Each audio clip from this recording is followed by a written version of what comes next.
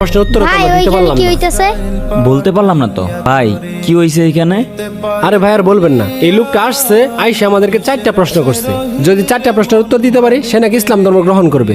আমরা তো কেউ উত্তর দিতে পারলাম না। আপনি কি এই প্রশ্নের উত্তর জানেন? কি প্রশ্ন? এই লোকটা বলতাছে আল্লাহ তাআলা এখন কি করতেছেন। আল্লাহ তাআলা এখন, এটা তো আমি বলতে পারলাম না। এটার উত্তর আপনি জানেন না, তাহলে বাকিগুলোর উত্তর দিতে পারবেন না। ভাই আমি দিতে পারবো। কি তুমি দিতে পারবা? জি ভাই, আমি 4টি প্রশ্নের উত্তর দিতে পারবো। আপনার প্রশ্নের জবাব এই পিচ্চি ছেলে দিবে। আচ্ছা ঠিক আছে, দেও।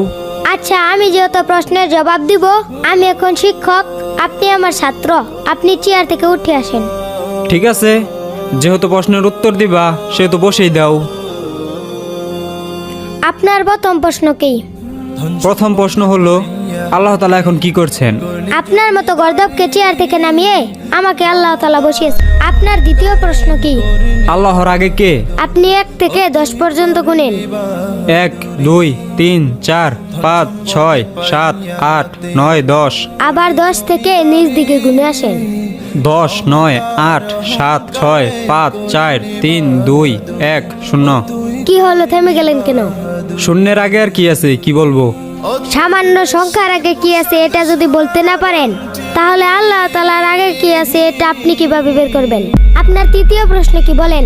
আল্লাহ তাআলার সাথে রাসূল সাল্লাল্লাহু আলাইহি সাল্লাম আকাশের কোন দরজা দিয়ে সাক্ষাৎ করতে গিয়েছিলেন? এই ডিমটি 28 থেকে 30 দিন পরে বাচ্চা ফুটে বের হবে। বলেন তো দেখি কোন দিক দিয়ে বের হবে? সেটা আমি কিভাবে বলবো? মুরগি যে দিক দিয়ে ফুটো করবে সেদিক দিয়ে বাচ্চা বের হবে। ঠিক কোন দিক থেকে বের হবে? এর উত্তর আমার জানা নেই। ঠিক তেমনই আল্লাহ তাআলা তার বন্ধুকে আকাশের কোন দরজা দিয়ে মেরাজে নেবেন, এটা একমাত্র আল্লাহ তাআলার ব্যক্তিগত কাজ। এটা আপনার আমার জানার বিষয় না। আপনার চতুর্থ প্রশ্ন বলেন। আল্লাহ তাআলা এই পুরো পৃথিবীটাকে একা কিভাবে পরিচালনা করেন? তাহলে চলেন আমার। কি ব্যাপার, তুমি এই অন্ধকার করে একটা মোম জ্বালিয়ে আমাকে নিয়ে আসলে কেন? এই যে মোমবাতিটা, এই মোমবাতিটার আলো কোন দিকে তাকিয়ে আছে বলতে পারবেন? আমি কিভাবে বলবো মোম কোন দিকে তাকিয়ে আছে? মোমের আলো তো পুরো ঘরে ছড়িয়ে আছে। আল্লাহ তাআলা তার নূর আর রহমত দিয়ে ঠিক এভাবেই পুরো পৃথিবীটাকে ঘিরে রেখেছে।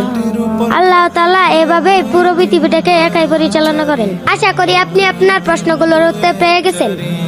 সত্যি তোমার প্রশ্নের উত্তরগুলা যৌক্তিক ছিল, আমিই বলছিলাম।